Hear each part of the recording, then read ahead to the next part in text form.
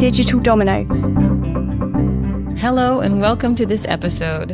I'm Angeline Corvaglia, and today I'm really happy to be here talking to Evelyn Kasina, a digital learning and trust and safety leader and founder and CEO of Eveminet Communication Solutions Limited in Kenya. Thank you so much for coming on the show. Could you tell us more about the work you do? Thank you so much for having me. Equally excited that I get to share what we do in Kenya in terms of trust and safety and online, just supporting families and children on online safety. So as you have rightfully introduced me, I am the founder of Eveminet. And as a company, we work with children from the age of 5 all the way to young adults, age of 24, generally giving them skills, tools, and information to push responsibility to them to be safe online, because ultimately it is their responsibility. But then because we do acknowledge that children don't live in a vacuum, we engage the whole ecosystem of the child. Amazing. Starting from the home, we extend it to schools. So in school, we will teach them as children, but as well teaching the academic stuff and non-academic stuff, because they do interact with children and technology. Then we look at how their society is framed. They do have a lot of what now I call hybrid society, because even if you think about a child playing outside, kicking a ball, there is a screen somewhere where when they're tired, they'll still go on and play Roblox. So their society has become very hybrid.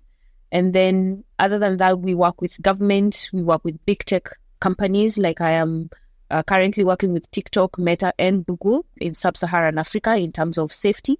And so making sure that when our young people are interacting with these platforms, they do understand what it entails for them, first to be responsible digital citizens, but also how to be safe while they're on those platforms. So when we look at that whole ecosystem, we're really playing with every participant who has a direct or indirect feed to a child. I think that's actually the perfect approach, and one that's actually really hard to achieve, I think, because I've heard often from many people and experienced myself, there are certain, I would say, limitations that certain parts of the ecosystem don't appreciate, the urgency maybe. Are there certain elements where you say, I don't know, government or parents or schools, where they feel more urgency and they kind of help each other to understand the importance? Absolutely. I believe the urgency comes from educational institutions, largely because they deal with huge numbers of students and learners, and also noting the fact that everybody comes with their own predefined settings and exposures to technology. Then think around the way government has formed legislation. It's normally not very easy, as technology is evolving, for governments to keep up with updating or changing legislation. So you find some laws that we have, some are dated. And when we are engaging with, government in terms of policy, we would always keep encouraging them, can we create best practices that can be cascaded down to the users? Because we do acknowledge that the journey to change or amend policies and legislation can take a while, and technology does not wait for that while. Yeah. So the push and pull we have with government is, yes, the infrastructure is there. We have some laws that are really dated, but making them understand that technology is overworking and emerging threats, especially towards children. Also, we can't keep up with them. Sometimes we feel like we are gasping for air. I always say maybe something has happened in a positive way, in terms of maybe government has done a good legislation and something is working positively for children. But then just after 2 minutes of breathing fresh air, then there is an emerging threat. Like now we have AI, which is now bringing even new emerging threats. Then we're like, okay, we don't have legislation around AI. And everybody's like, we're playing catch up. Yeah. Parents as well. I call Kenyan parents firefighters, because I think every one of us has a fire extinguisher on our back. Rightfully so, because first we have other things to do. Like, we are working, we are parenting, and, life sometimes can become a little bit stressful. And then we find ourselves in a space where children know more than us. They're on platforms we don't know. We don't know the platforms even exist. But our children are so immersed into them, and we don't know how to support them. So you find Exactly. when a parent is actually even coming to us, they're like, I found my child doing ABCD, but I didn't even know this website exists. I don't know how this app works. But at that point, they are putting out a fire because an incident has already happened. And I find that very stressful for parents as well. And because we want the best for our children, even how we react towards supporting them sometimes comes out the wrong way. So the child starts feeling like, these people don't understand. These people are so old. They want to take away the things that we are using in terms of entertainment or communication, and they don't want to listen to us because either we are yelling, either we are yanking machines out, we are shutting down the internet. It's quite crazy. I find when we are interacting with parents, there's a lot of awareness we need to create before we start building capacity. Because if we don't come from a point of they need to understand where the child is coming from, then we will always be fighting. The pushback will be too much.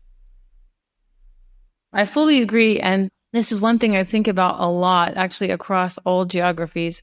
I do want to talk a little bit about the unique Kenyan perspective a little bit later, but this is really universal. There's the digital natives and non-digital native parents. If they take the traditional ways of parenting and controlling, I feel are just bound to lose because, as you say, the kids are so much faster.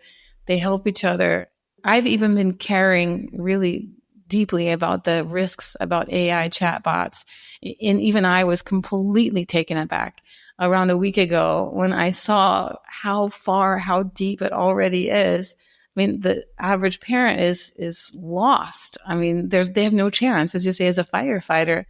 I really love that you're so aware of this. So you obviously are doing a great job. So how are you dealing with that? Like parenting digital natives, how are you helping parents understand and getting parents and kids to work together? It's not an easy thing for me to do. I prefer training young people more than I dread training parents, because as a parent myself, I do acknowledge where the gaps are. And I acknowledge also the fact that we can't always be with our children. And I think when I think about that critically, I start feeling defeated.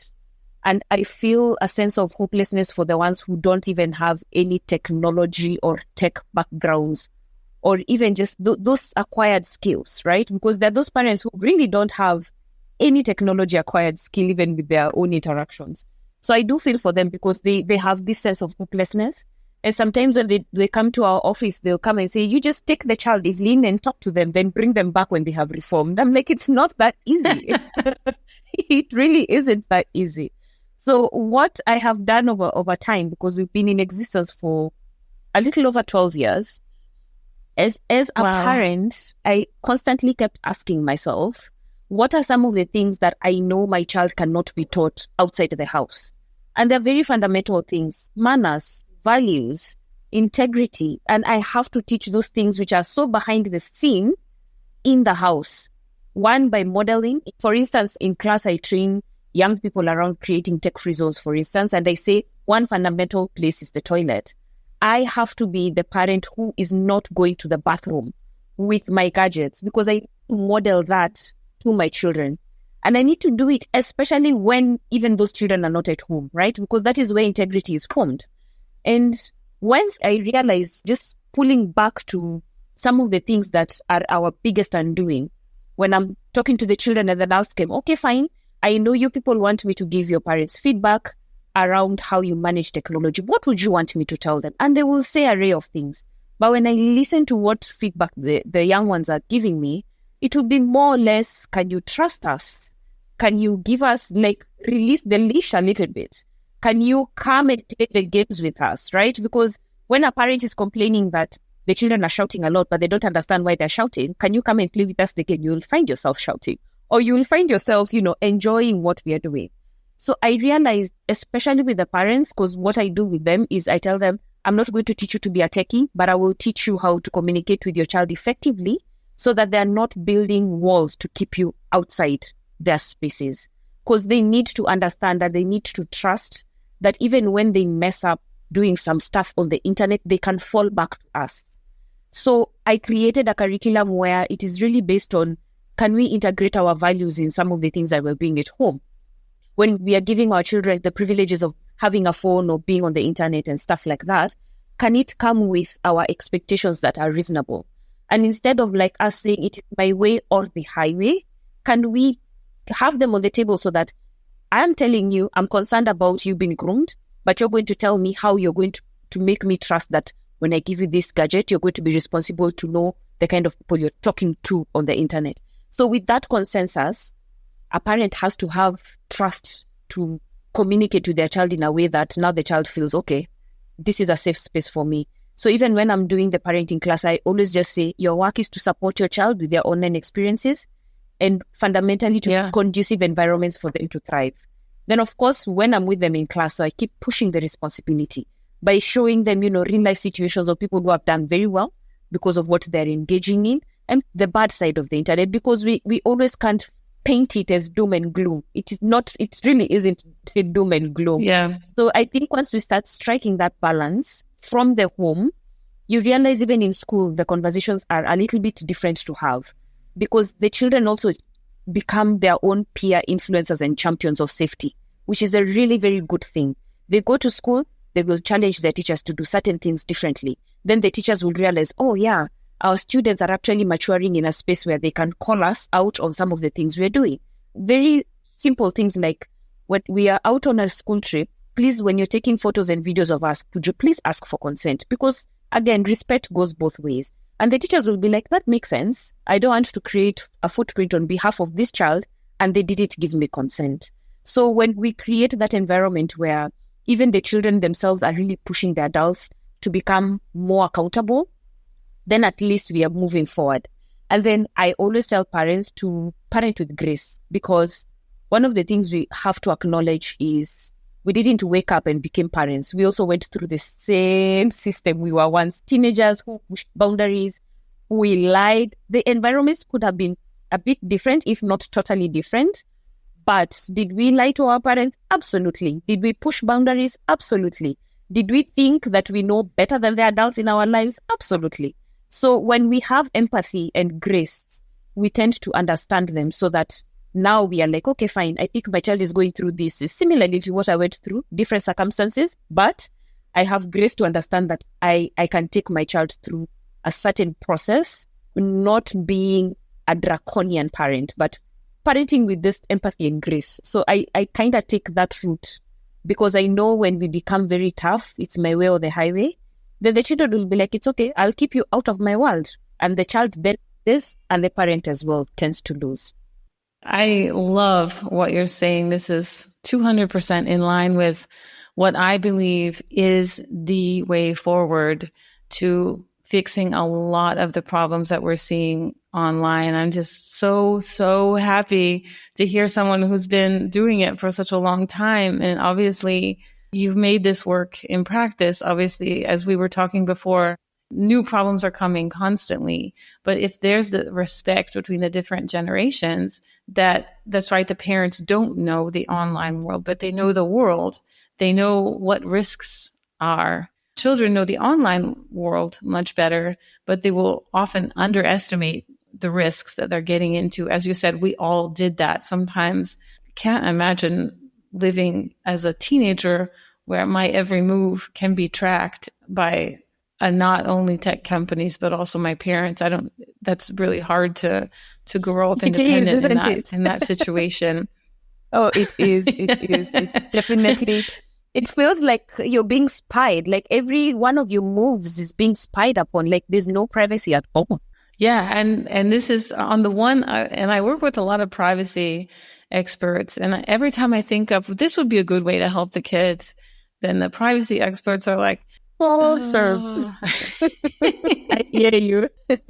If you want to respect their privacy, which we obviously do, also from avoiding unnecessarily collecting digital footprints for them, then the only way forward is mutual respect. And one thing I do want to ask you, going back to the specific Kenyan situation, because a lot of the tech, I would say a vast majority of the tech are large American companies, the software and also the tech hardware. Do you feel that, like, especially adults in Kenya who are trying to deal with kids who maybe are more influenced by the American way of life, that there's also a challenge there that maybe the society in general and that families are having to deal with? I think the minute that we all go online, we cease being only citizens of our respective countries. We take on a new form of being global citizens, which means there's a lot of globalization and global culture that we are picking from what we are interacting with, what we are watching, and what we are creating. And even when we tend to see the creation part of it, it really, really leans on a lot of globalized culture. So I feel like at some point when we don't constantly train our children on our own nuances or our own culture, then we are losing a bit of that to what is being formed globally in the global perspective. So definitely is something to watch out for, something to be aware, and not just be aware, but being intentional on the fact that as much as they're learning new things, because I do believe when they're on the internet and they're learning different perspectives, it's really good for them to have those different global perspectives. But we need not to forget what is local, what is cultural, what is with us as Kenyans. So definitely something that we need to expand more and have conversations around. I think so too. And I think that it's underestimated at the moment. We were discussing before we started recording that it's underestimated the importance of actually not losing the various global cultures to this multinational, international software companies. As I said before, I really also believe in terms of AI that I want to be an optimist and say that the companies are going to figure out that actually it's true. The more diversity that an AI model has, the better it's going to be. And I believe these companies are going to figure out at some point they should invest more resources in actually collecting information and actually preserving these local cultures. And this could also help at some point when in the future, I believe various countries will figure out, wait a minute, we're being assimilated a little bit and we need to push back on teaching our local culture. Then it will be recorded in a way that actually can, with the models as they are now, it can be easily understood because it seems often pretty close to the way humans pass information. So I want to believe that the companies are going to figure this out. Absolutely. And I think you're right when you say diversity is good. And I think as much as possible, we need to be as diverse as we possibly can be. And the fact that, of course, technology also helps us to preserve things longer. You can imagine our parents back in the day probably had a challenge taking photos, but now we have digital photos. We don't print them anymore. We are saving them on cloud. So I think even as technology is evolving, then we have a space there to preserve our cultures and record so that our future generations can find this. I know it will be a relic at some point, but served somewhere where they can also just go back and say, okay, this is where our roots are coming from. This is why certain medicine is called what it is called. It came from this place. It came from this plant. And it's untapped, really. If we look at it, it's an opportunity which is untapped that we need to be able to feed onto these language models in a way that creates what you've just said, diversity. And diversity is good. It is. It's beneficial. And this isn't political. It's actually going to be, I know people are often driven by money, so this will fill someone's pockets at some point. It will be beneficial for both sides. Absolutely. Yeah. Unfortunately, we're almost out of time, but I do want to ask you, because I just love your approach. I love what you're doing. How can we best enhance children's digital well-being, like aside from what you were describing before? What have you found the most effective? I have found two things effective: helping them understand that there is a difference between excessive screen time and the kind of content that they are consuming, because they're two totally different things. I always say if my children are playing chess and they're playing chess for maybe 30, 40 minutes more than the screen time that is allocated to them, that's not really a bad thing, right? And they tend to look at it as a positive way. I also found that when not really myself, but even as a company, even my trainers, when they go out there, we empower them to know what red flags are. And it's anything that really makes them uncomfortable and what to do when they feel that discomfort. So it's simple, like, making them know that there is a line, like we have the child helpline that is toll free. It is just 3 numbers. They can call it and express themselves in a way that communicates that they're uncomfortable or they have a certain discomfort. So, and also now out of that, helping them to decompress. So as much as possible, making them realize that, there's life after this gadget. There's one thing that I always tell my children in this day and age is like, whatever you're watching on Netflix, you can pause it, you can stop it, you can rewind it, you can watch it 20 times. So even when there is an opportunity for you to go outside and play with your friends, you can actually leave what is there and you'll find it exactly where you left it. And if you want to go back, you can go back to it. And I think once they have that realization, they're like, okay, but this technology is not going anywhere. I will still find it here. Whatever I was watching, I'll find it here. I'll find the games here. So for them, and especially when they're feeling anxious, and we have to start teaching them how to label their feelings. They cannot just say, what is funny? Can you try and explain what funny means? Then at least they know when they're getting to a point of anxiety, they need to do certain things to calm down fast, because they need to be in control of their well-being, even as much as they want to get support from maybe an adult who understands how to support them. So I've found those tactics really helpful, and just making them also just champions of their own spaces so that they can come up with also tools themselves. Because I also find that sometimes when we are imposing ourselves on them, they don't have that mind of thinking, but I can do this in a different way and achieve a similar result. So we also ask them, in a case like this, and we paint a scenario for them, how would you get yourself out, or how would you resolve a certain incident? And they come up with solutions for themselves. And they're like, okay, carry that along and train more people to do something similar. So even when we are involving them, I think it really, really does go a long way. It does.